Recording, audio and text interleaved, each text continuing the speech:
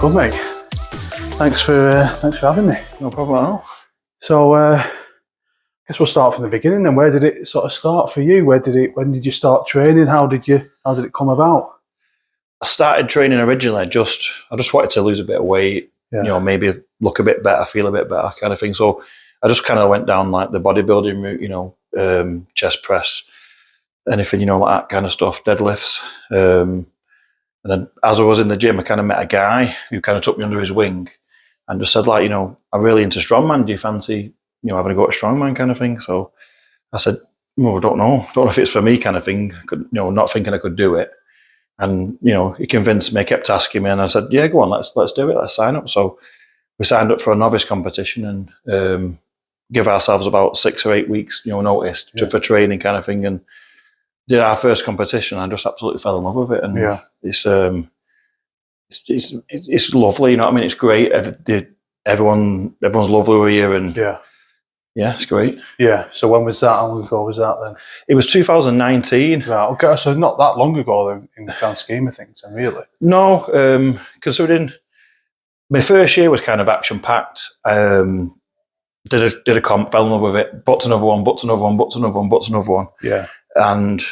But then we kind of went into lockdown. The COVID hit. Yeah. And I just thought to myself, like, I couldn't believe it, because, like, all the times I've been training through my life, I've always thought, I've got to go to the gym tonight. I need to do this. And since starting Strongman, the difference is like, what time is it? I want to go to the gym. Yeah. And it's like every day you eat, sleep, drink, everything's Strongman. You love it. All your mates are into it. Yeah. It's a lifestyle. It's not just a hobby, what you do at the end of the week or whatever. It's your life. And like I say, I went from that and I thought, oh my God, we've had so much fun. What we're going to do now, kind of thing. So I ended up kind of like buying just some weights and training in my back garden, and bit by bit, like getting better and better. And obviously I've got some pictures I can show you of some of the stuff I made in lockdown. And I just did that really, and just trying to concentrate on. We even actually had a competition in the street, during lockdown, just like with a family kind of thing. Obviously, we were all isolated and whatever. But we still did that because my wife was going to do England qualifiers, and that got cancelled, and she trained so hard for it. So I thought, so we kind of like replicated the events and did them all at home instead. Yeah, so all that training didn't go to waste. Yeah, and she did really well. It was a good fun day as well. Yeah. So what about your competitions then? Because you obviously we've got the trophies over there and the pictures. What's been your favourite? Sort of, which competition you've been your most proud? My most proud one was probably the first competition I won, which was Manchester Strongest Man in 2019. I won every single event. I did like, I surprised myself. Like every single event just went so well. I loved it, and the atmosphere was there. It was kind of like in the middle of a music festival, and it was a lovely day. And there were loads of people, loads of kids there shouting, "You're my favourite, you're my hero," all that kind of stuff. It was good. That was probably my first one. But when I did Manchester, it was a qualifier to do Britain's Strongest Novice as well. Yeah. So then I realised I had 4 weeks then to kind of like get double as strong and compete. So I didn't really have any expectations of doing that well at Britain's, because, like I said, I'd not been doing strongman very much. But I just thought I wanted to go for the experience and to see what you was up against, really. So I went down for the day. Where was that? It was in Essex. It was. Wow, okay. It was in Essex. It was run by Rebel Strength, and the weights on that was, for a novice, was ridiculous. It was like I think it was a 350 kilogram tire flip. 260 kilogram deadlift for reps. 120 log for reps. Wow. And like they was. At the time, I'd never even deadlifted a 260. But luckily, I did on the day.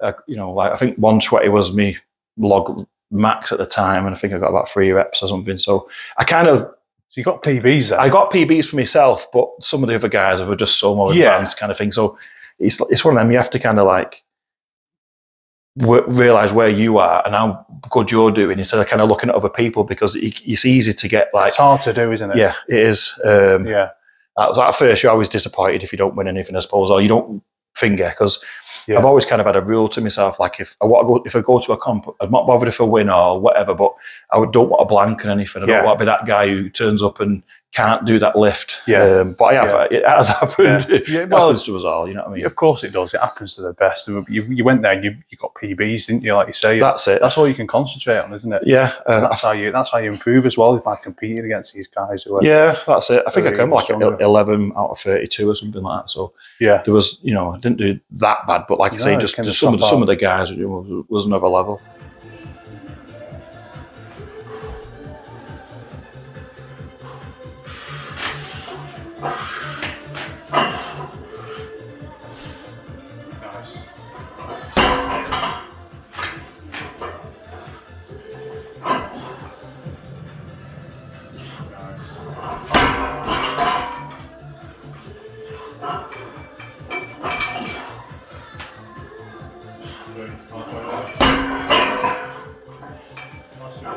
Let's go. Nice, power. Do more easy.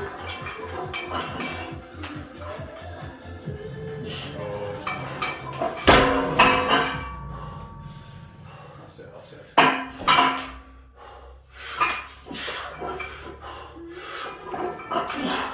it. Let's go, nice. Jesus, I like that. Nice. My favourite moment,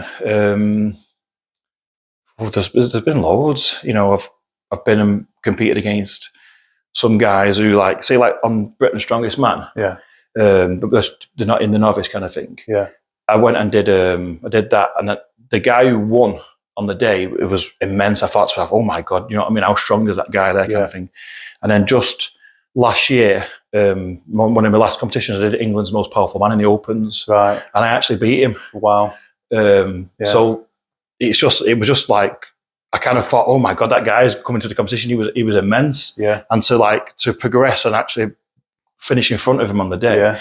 that was a good moment. And I don't know, I love the whole environment. And when you're watching other people lift and stuff like that, like I've done a couple of competitions, I think, where people are probably looking and thinking, drop that weight, because they don't want you to do it. But I'm not like that. And even if some guy's going to beat me, I'm not bothered. I want to see them do well. Yeah. You know what I mean? I'd rather go and have a great day and a fun day and everybody do well than, I'm not really bothered about winning too much. Yeah.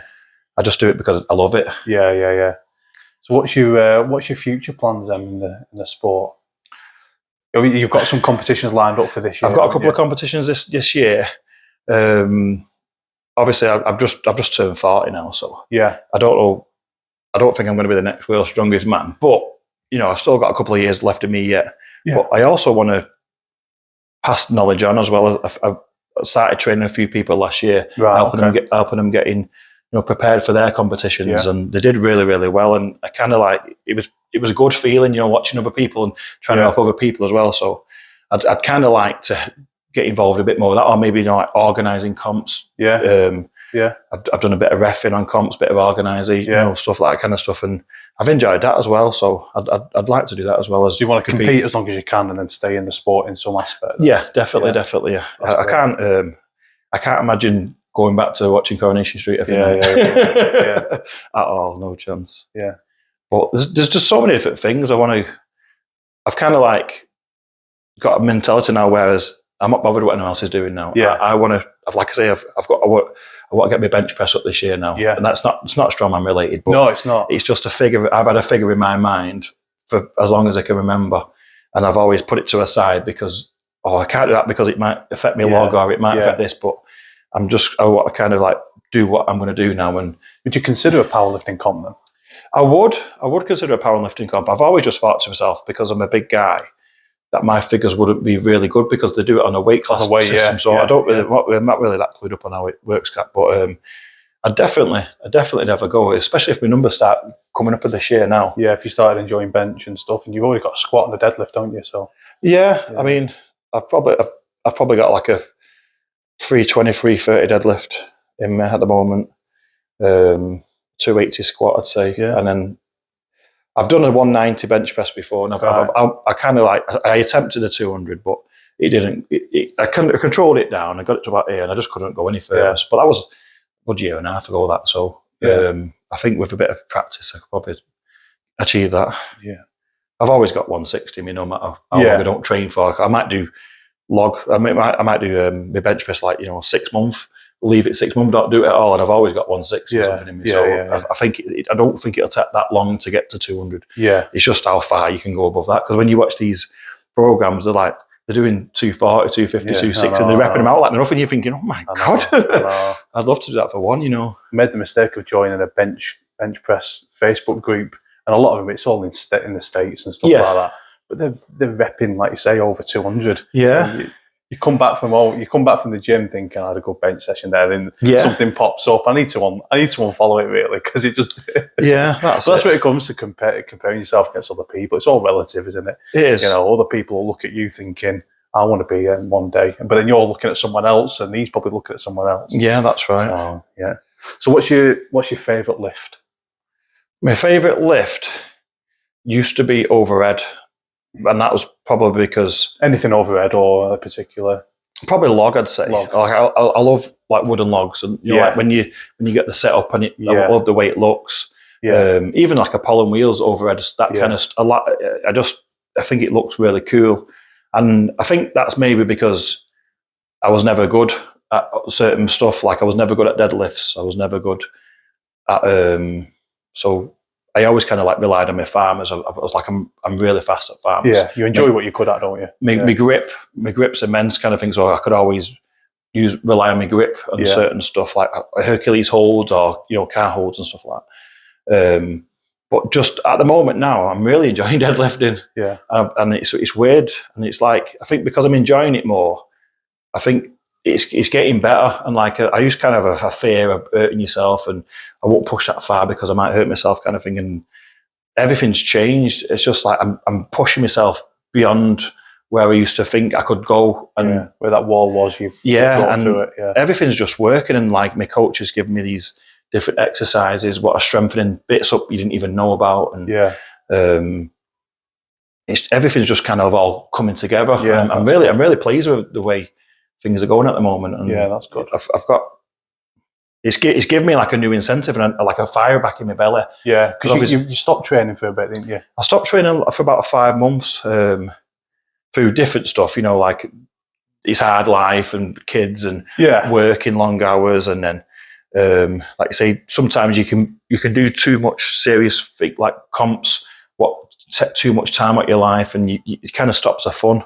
And I just thought, I'm not really bothered anymore. It's too, it's not. I used to do it because I loved it, and it was kind of getting more of a chore than enjoying it, kind of stuff. So, but as soon as I stopped doing it, I kind of missed it straight away. And then you're like, I want to get back into it. I need to get back into it. And obviously, you make all your excuses, don't you? I'll do it tomorrow. I'll do it tomorrow. I think that's the hardest thing about training is keeping that motivation and having that longevity. Yeah, is the hardest bit. Yeah, since I started in 2019, I never had a day off. I always think to myself, how do people not go to the gym? Yeah, because it was just like a part of life kind of thing, and I never realised how hard it is to get back into it when you stop kind of stuff. Yeah, and then obviously when you started, then you get a bit of a niggle there and a bit of an injury there, and you're forever in pain and stuff like that. But everything's just seems to be coming together, and I'm really excited to what's going to happen. That's good. Towards the end of next year now. I think I'm going to surprise myself, Yeah. But like I say, that fire, what I first had originally, is there straight back now. It's come back. There's nothing wrong with having a bit of time off, is there, to refocus things, and that's it. We've got a disabled kid who's needs a bit of attention sometimes and stuff like that. So it's not always convenient to just come home from work and go to the gym and get your session out. There's, you have responsibilities, don't you, sometimes, but you can't, even though you want to go to the gym, you can't go to the gym kind of thing. So what do you think? What do your kids think of you? They absolutely love it. Yeah. They all get involved. They love coming watching. We've got some pictures up there of the kids. They try to lift your weights for you. Can we go in the gym on Saturday, Dad? Can we do this, Dad? My little lad who's 3, honestly, if he was here now, he'd be trying to pick that Atlas stone up. Yeah. They love it. My little lad who's disabled kind of thing, he had to write something at school, and they were saying what do you want to be when you're older? What's your ambition? and he wrote, "I want to be strong like my dad." And it was just like, oh my God, you know what I mean? It was proper lovely to hear. He was cutting onions round here. That's one of them kind of moments. Yeah. It was just nice because he's out of everyone. I didn't think he was really into it because he loves his tablet and stuff like that. Onto that, and then they pick up on everything. And the other one is like he'd be there doing pull-ups now and stuff like that. So that's great. That's brilliant.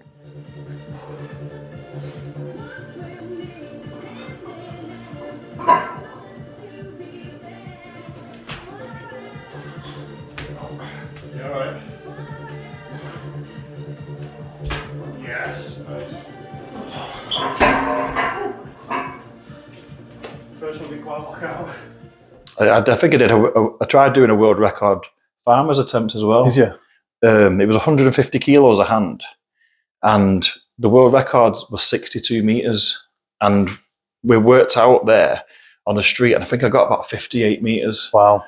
And we kind of, there was this like it was Instagram Live, I think it was, but there was, I can't remember, it was called like Caring something or whatever.